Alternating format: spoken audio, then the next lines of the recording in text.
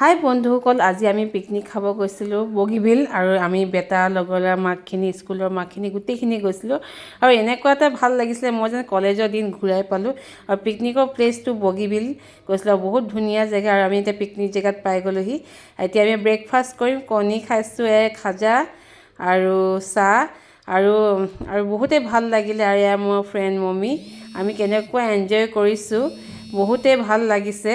তাৰপিছত মানে এতিয়া কমলা কাটিছোঁ আৰু এতিয়া মমিয়ে চিকেন বনাইছে, মানে পেটুটো বনাইছে চিকেনৰ। আৰু এই বেষ্ট নিৰুৱে গোটেই মানে পিকনিকৰ লিডটো লৈছে। তাইৰ গাড়ীতে আমি গৈছোঁ আৰু নিৰুৱে চিকেন বনাইছিলে।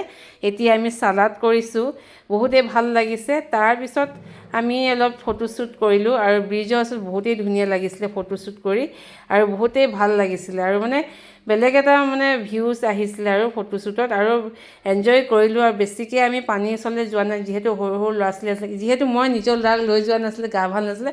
আৰু গোটেইখিনি আমি ফটো এনেকৈ ভিডিঅ' কৰিছোঁ আৰু যে আমি এনেকুৱা এটা উপভোগ কৰিছোঁ যেন চবৰে এখন সংসাৰ আছে আৰু সংসাৰৰ চব মানে টেনশ্যন পাহৰি আমি ফূৰ্তি কৰিছোঁ। আমি এতিয়া ভাত খালোঁ আৰু খানাটোতো বহুত টেষ্টি আছিলে।